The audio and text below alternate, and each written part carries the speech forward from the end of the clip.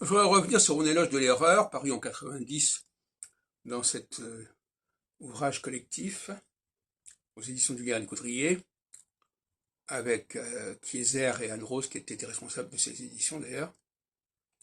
Éloge de la souffrance, de l'erreur, du péché. Moi j'avais fait de l'erreur, mais pas seulement d'ailleurs. Alors, je voudrais revenir là-dessus, parce que d'abord mon article s'appelle Créativité de l'erreur déjà. Créativité de l'erreur, qu'est-ce que j'en dis? Vous savez, ce sont des éloges paradoxaux. C'est-à-dire qu'on fait des éloges de quelque chose qui n'a pas à être loué. Alors, donc, je lis la page 53 et quelques. Et j'avais déjà employé l'expression pour une érologie. C'est curieux parce que c'est une expression que j'emploie beaucoup actuellement, depuis peu. J'ai même parlé hier dans un article de l'héroïsme américain. L'héroïsme, c'est-à-dire ce fait de se prélasser dans l'erreur, se prélasser notamment dans le syncrétisme.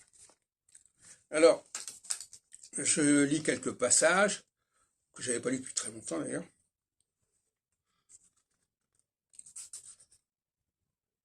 Je lis le premier paragraphe. Certains terrains sont propices à l'erreur.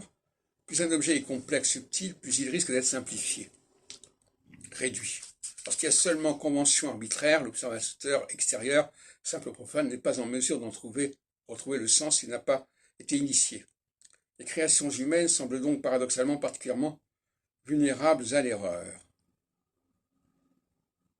Le sens sémantique de l'erreur a-t-on suffisamment conceptualisé le facteur erreur?